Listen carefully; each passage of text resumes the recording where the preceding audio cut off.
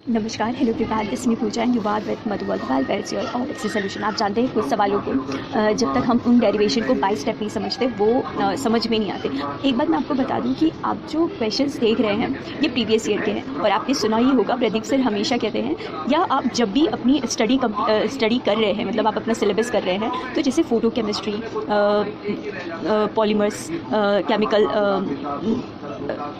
Chemical kinetics, electrochemistry, कुछ chapters बहुत बड़े होते हैं तो कुछ छोटे होते हैं, तो उनका कॉम्बिनेशन करके रखेंगे तो बहुत अच्छा होगा। जैसे मैं इस समय ग्रुप थियरी कर रही हूँ तो उसके साथ साथ मैं स्टैटिस्टिकल जो थर्मोडायनेमिक्स है वो भी साथ में कर रही हूँ। तो इससे क्या होता है कि आपको बड़े और छोटे का साथ में रहने से ना तो आप दो चीज़ कंप्लीट कर रहे हैं। सेकेंड, आपकी जो ज़रूरी चीज़ है कि आप जब अपना प्रीवियस ईयर क्वेश्चन देखते हैं तो आपको पता होता है कि अच्छा ये यही आएगा।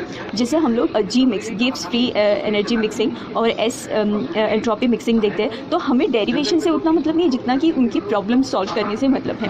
मतलब अगर आप थर्मोडायनेमिक्स पढ़ रहे हैं तो उसमें बहुत ज़रूरी है कि by derivation step by step तो आप जा रहे हैं, पर आप क्या उन सवालों को उनके साथ को रिलेट कर पा रहे हैं। इसी के लिए बहुत ज़रूरी जो काम होता है वो आपका प्रीवियस ईयर करता है। प्रीवियस अगर आप आज भी सवाल करते हैं तो भी अच्छा है, पर उसे बार बार करिए। और एक बात हमेशा याद रखिए, जो आप प्रीवियस ईयर के क्वेश्चंस पेपर कर रहे हैं उनमें जितना ज़्यादा आपकी फ्लुएंसी, मतलब अगर आप उस चीज़ को बार बार एक बार करेंगे तो शायद आपको उस चीज़ में 10 मिनट लगे, दो बार शायद 9 मिनट, तो ये कम होते होते आपका 5 से 4 मिनट आ जाए तो समझिए ये आपके लिए बहुत अच्छी बात है। क्योंकि once you understand the derivation how it fluently work, then definitely you can do better in your exam. So it is very essential that you do always practice. Practice से बड़ा कोई हथियार नहीं है। चाहे आप कहीं पे भी कुछ भी परफॉर्म करें, पर लास्ट में आपको टेस्ट सीरीज़ में ही अच्छा परफॉर्म करना है। तो आ जाइए हम लोग फोटो केमिस्ट्री की बात करें। अब फोटो केमिस्ट्री आप जानते हैं, फोटो मतलब लाइट होता है, लाइट के ऊपर जो स्टडी की जाती है उसी को हम लोग यहाँ समझते हैं। Photo chemistry of a molecule,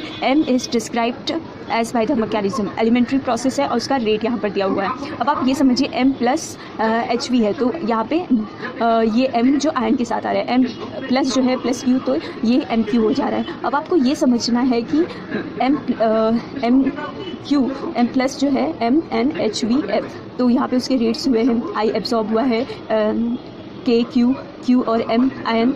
तो the intercept at Q equals to 0 is a 4 of the inverse of the fluorescence intensity 1/IF versus Q plot. तो अब आपको ये वैल्यू बनाना है, I एब्जॉर्बेंट कितना है। वैसे तो मैंने यहाँ पे बता दिया है कि दैट इज़ अ 0.5, पर अब हमको ये समझना है कि कैसे ये 0.25 आया है, क्योंकि यहाँ पे इंटरसेप्ट बता है 0 and 4 of the universe of the fluorescence intensity. अब ये याद रहे, फोटो केमिस्ट्री का ये प्रॉब्लम आपके हाथों से छूटे नहीं, आप इसे कैसे भी तोड़ मड़ोड़ के करें, पर लास्ट में इसी से आप 2-3 सवाल तो ज़रूर बनाएं। ठीक है, photo chemistry of a molecule. तो हमने सबसे पहले क्या किया, जो हमें क्वेश्चन में दिया हुआ है M हैवी लाइट्स के साथ में, तो इसको हम लोग फोटोकेमिकल बोलते हैं। ठीक है, तो M जो है आयंस के साथ आया, तो उसका रेट जो है, जो चीज़ दिया है हमने वो सब कुछ कर लिया। अब हमने क्या किया, DM plus DT equals to I absorbent और माइनस हमने यहाँ पे ये Q है माइनस 0.2 ये दिया हुआ था, मोलर हमने किया। ये हम जानते हैं कि ये स्टडी स्टेट अप्रोक्सीमेशन है। We use steady state approximation. अब स्टडी स्टेट अप्रोक्सीमेशन क्या होता है वो भी हम समझ लेते हैं। DMT इक्वल्स टू 0 होता है, तो I जो एब्जॉर्बेंट है वो क्या हो जाएगा आपका, ये हो जाएगा QM 0.2 और ये मोलर, क्योंकि हमने इसको क्या लिया है, 0 लिया है। तो इंटेंसिटी ऑफ फ्लोरेसेंस हमने देखा IF, इंटेंसिटी ऑफ फ्लोरेसेंस दिया हुआ है आपको पता है ये 0.2, तो हमने इंटेंसिटी ऑफ एब्जॉर्बेंट और IF यहाँ पे लिया, तो हमने यहाँ पे ये रखा और इससे 0.2 कट हो गया।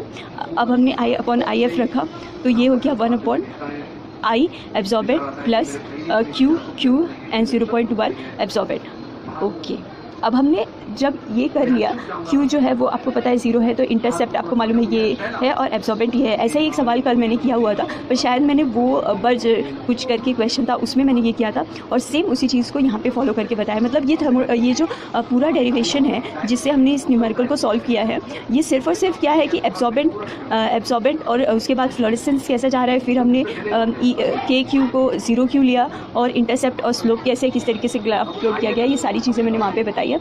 एक दो बार आप प्रैक्टिस करेंगे तो आपके लिए बहुत अच्छा हो जाएगा। 0.2 की जगह 0.4 करिए और फिर उसको क्वेश्चन लाने की कोशिश करिए, आपको पता चल जाएगा। 1/4 को आप जानते हैं ये कैसे किया जाएगा। 100 हमने किया और फिर 4 से 0.25 आएगा। So that's all in this video.